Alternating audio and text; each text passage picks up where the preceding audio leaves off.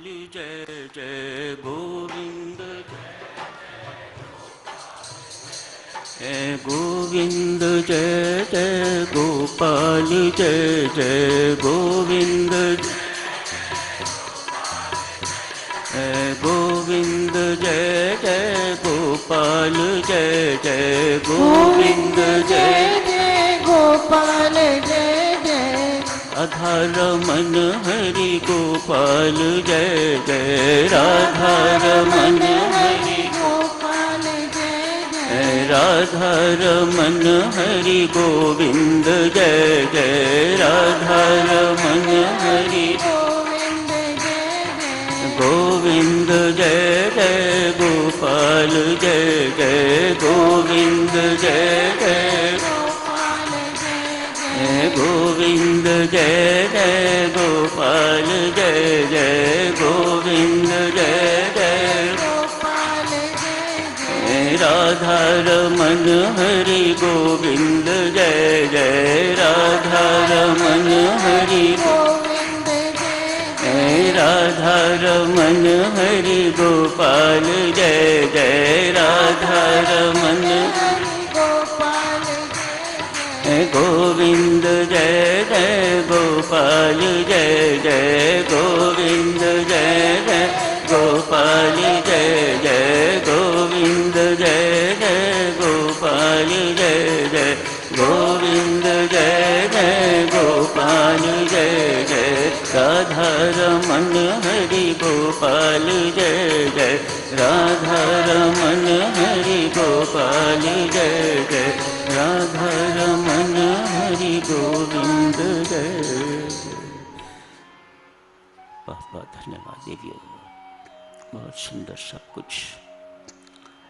5वें अध्याय में भी गीताचार्य भगवान श्री कृष्ण कर्मयोग की ही चर्चा जारी रख रहे हैं। वास्तव में इस अध्याय में जितना अभी तक पड़ा है, कर्मयोग करने की विधि ही समझा रहे हैं। किस प्रकार कर्म को कर्मयोग बनाया जा सकता है। आप सब भी कर्मयोग की ही चर्चा कर रहे हैं। कल चर्चा चल रही थी कि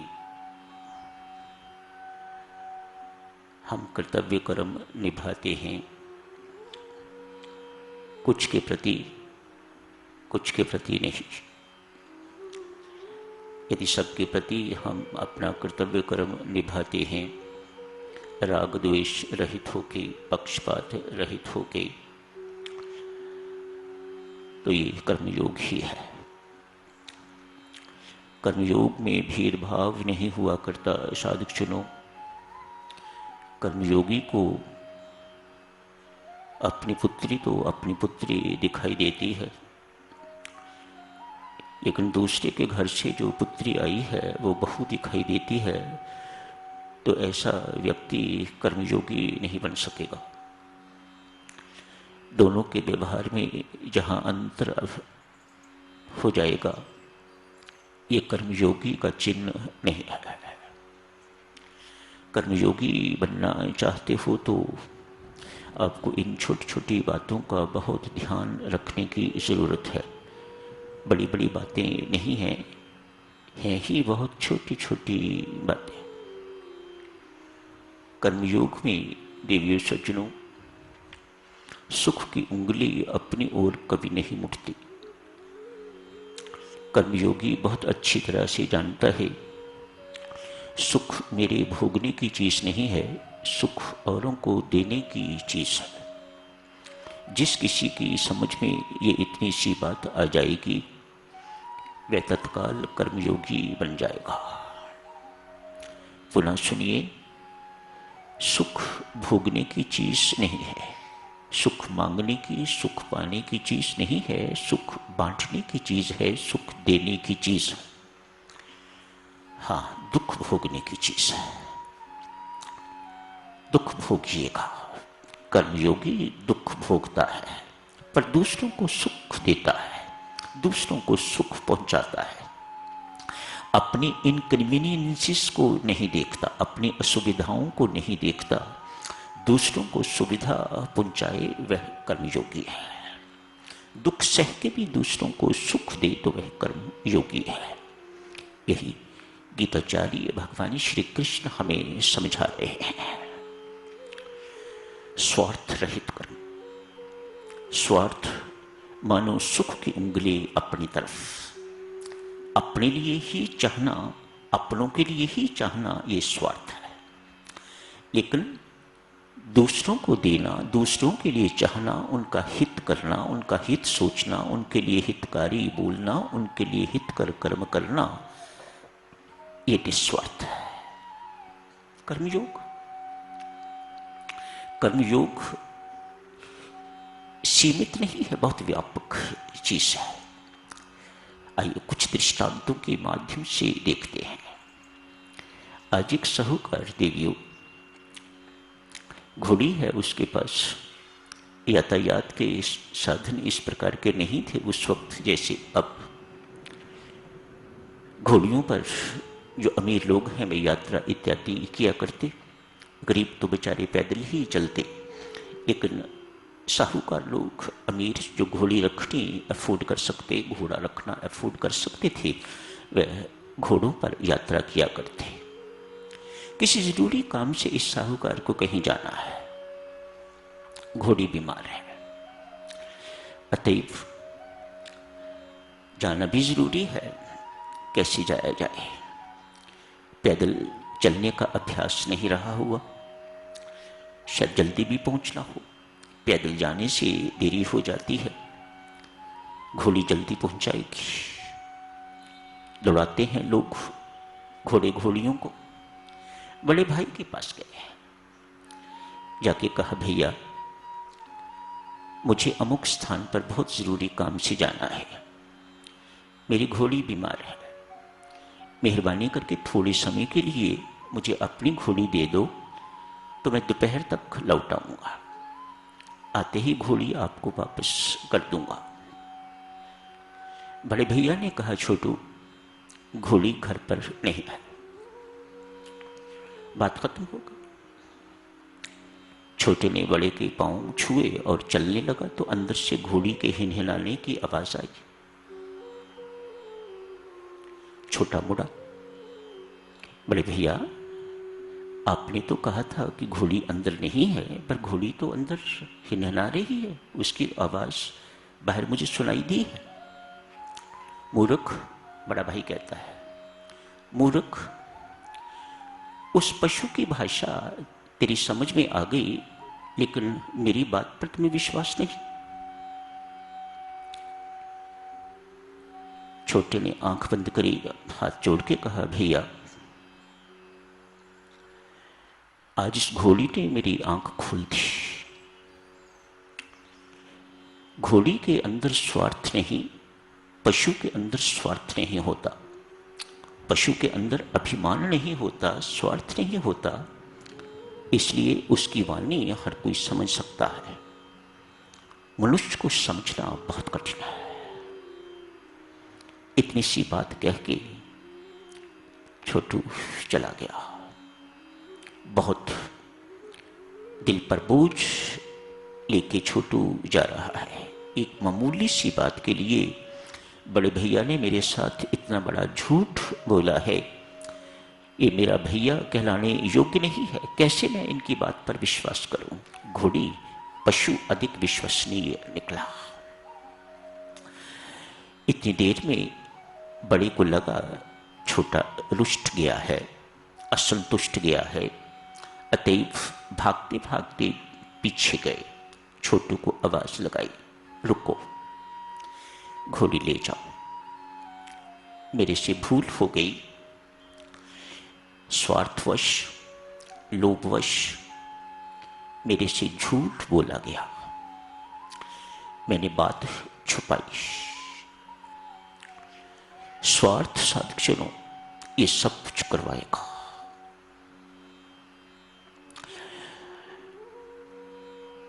जितने हम बैठे हैं मोहग्रस्त मानो स्वार्थी, मोहग्रस्त अर्थात जिनको अपने और अपनों के अतिरिक्त कोई दूसरा दिखाई नहीं देता, वह कर्मयोगी नहीं हो सकता। ऐसों को मोहग्रस्त कहा जाता है, जिन्हें सब कुछ अपने लिए और अपनों के लिए ही चाहिए।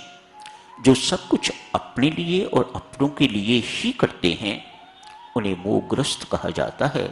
ऐसे व्यक्तियों को बच्चियों स्वार्थी कहा जाता है। ऐसे व्यक्ति कर्मयोगी नहीं हो सकते क्योंकि वह निस्वार्थी नहीं है। आज एक देवी विवाह हुआ है, 2 बच्चों की मां है। इतने वर्षों के बाद, बहुत एडजस्टमेंट करने के बाद, कोशिश करने के बाद भी वह अपने ससुराल में एडजस्ट नहीं हो सकी। आज नौबत यहां तक आ गई, 2 बच्चों सहित वापस अपने मायके आना पड़ा। 2 बच्चों की मां, समझिए 8-10 साल हो गए होंगे विवाह हुए। एडजस्टमेंट नहीं हो पाई। बेचारी ने बहुत कोशिश की होगी लेकिन सफल नहीं हो पाई। एक भाई के घर गई है, निकाला तो नहीं जा सकता, बहन है। 5-1 हजार रुपया सैलरी मिलती थी उस वक्त, उसमें से 500 रुपया मकान का किराया, अपने बच्चे पढ़ने वाले, अपने भारी खर्चे, ऊपर से ये मुसीबत। अतएव भाई ने चिड़चिड़ापन हो गया है, चिड़चिड़ा रहना शुरू कर दिया है। बिना वजह बच्चों को मारता है, बिना वजह पत्नी पर गुस्से होता है। अपमानित शब्द बहन को सुना सुना के तो बोलता है। बेचारी वहां से निकली, यहां रहने योग्य नहीं तो कहां जाए, बेबस है। वहां से छोड़ के दूसरे भाई के पास गई है। बहन, ये तेरा घर है। उस भाई की सोच कैसी है? बहन, इसे अपना घर समझना। मुसीबत के दिन हैं, मिलके काट लेंगे। जो रूखी सूखी मिले खा लेना। कभी हमारे से किसी प्रकार की भूल हो जाए, किसी प्रकार की बहन कोई हमारी तरफ से कमी रह जाए, आखिर मैं हूं, मेरी पत्नी है, परिवार है, कुछ ना कुछ घर में रहते हुए कुछ होता ही रहता है। आपकी सेवा में किसी भी प्रकार की कोई कमी रह जाए तो हमें माफ करती रहना। फिर कहूंगा बहन, मुसीबत के दिन हैं, कट जाएंगे, सब मिलके काट लेंगे। साधक, दोनों भाइयों की सोच में कितना अंतर है। बहन बेशक ऐसा ना करे, लेकिन संसार को तो दिखाई देता है। एक बहन की बद्दुआ का पात्र है और दूसरा बहन की शुभाशीष का पात्र है। ऐसा होता भी होगा। कोई बहन देवी नहीं है, अगर सामान्य व्यक्ति है, जरूर उसके मुख से इस प्रकार की बात निकलती होगी। जहां देवियों दूसरों को सुख देने की बात सज्जनों आती है, आपने शब्द सुना होगा, परमात्मा की प्रीति अर्थ कर्म करो, वह कर्म कर्म योग बन जाते हैं। जहां दूसरों को सुख पहुंचाओगे, वहां परमात्मा को प्रसन्न करने की बात होगी। परमात्मा इससे प्रसन्न होता है। ऐसे कर्मों को परमात्मा के प्रीति अर्थ किए गए कर्म कहा जाता है। ये शब्द आपने सुना होगा, इसलिए विशेष तौर पर इस दृष्टांत को आपकी सेवा में रखा गया है, ताकि इस शब्द से भी आप परिचित हो सकें। परमात्मा की प्रसन्नता के लिए किए गए कर्म प्रभु प्रीति अर्थ कर्म कहे जाते हैं। जहां परमात्मा प्रसन्न हो गया, वहां काम बन गया। वह आपको जन्म मरण के चक्र के बंधन से मुक्त कर देगा।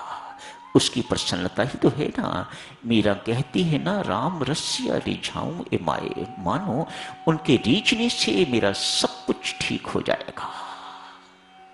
मैं अपना राम रिझाऊं, मैं अपना परमात्मा रिझाऊं, अपने कर्मों से रिझाओ, भक्ति से रिझाओ, ज्ञान से रिझाओ, योग से रिझाओ, किसी भी ढंग से परमात्मा प्रसन्न होता है तो उन सब कर्मों को प्रभु प्रीति अर्थ कर्म कहा जाता है, परमात्मा की प्रसन्नता के लिए कर्म कहा जाता है। आज साधक चलो कर्मयोग की चर्चा को समाप्त करते हैं। एक ही बात है मुख्यतः, बाकी याद रखिए न रखिए, एक बात जरूर याद रखिएगा, इन कर्मों में विष घोलने वाला एक ही तत्व है जिसे डूअरशिप कहा जाता है, कर्तापन का अभिमान कहा जाता है।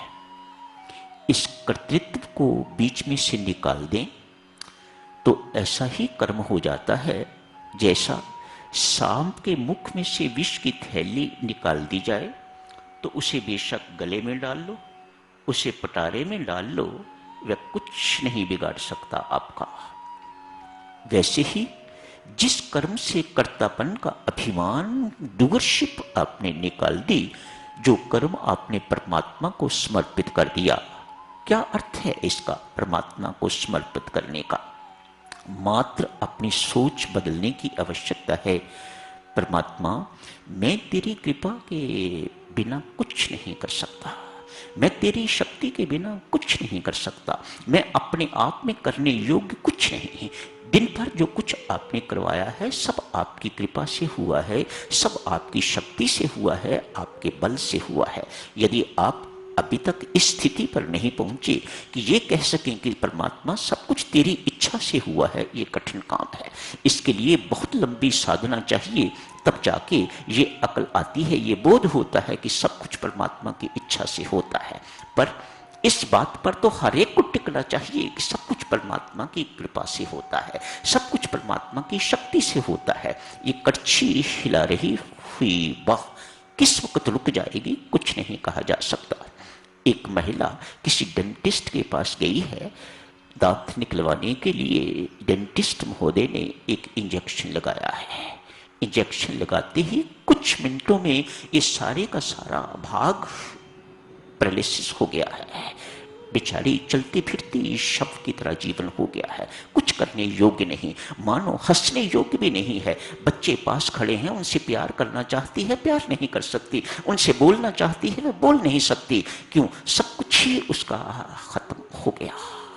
मानो परमात्मा ने अपनी दी हुई शक्ति जो है वह बीच में से खींच के, होता कुछ भी है लेकिन सत्य तो यही है। इस सत्य को हर एक को पहचानना चाहिए, समझना चाहिए। डूअरशिप बीच में से निकल जाएगी, जीवन बहुत सुरक्षित हो जाएगा। चलती गाड़ी, कार जा रही है, एक बच्चे को नीचे लाके तो कुचल देती है, बच्चा ऑन द स्पॉट मर जाता है। आज तक देखा है आपने किसी कार को सजा मिलती? कभी नहीं। कार तो बिल्कुल ठीक ठीक रहती है, चलाने वाले को सजा मिलती है। मारने वाली तो गोली है, बंदूक में से, पिस्टल में से गोली चलती है, गोली से हत्या होती है, लेकिन उस गोली को कभी कोई सजा नहीं देता। सजा मिलती है जो गोली चलाने वाला है। इस प्रकार से देवियों सज्जनों, अपने जीवन ये ये डूअरशिप निकाल दोगे, करने वाला मैं नहीं, करने वाला परमात्मा है। जब ये इस बात का बोध हो जाएगा तो आप कर्म करने के बावजूद भी किसी फल के भोगी नहीं रहोगे, किसी फल के भागी नहीं रहोगे। इस प्रकार से कर्म देवियों सज्जनों अपने कर्मयोग बनाइएगा। शुभकामनाएं, मंगल कामनाएं।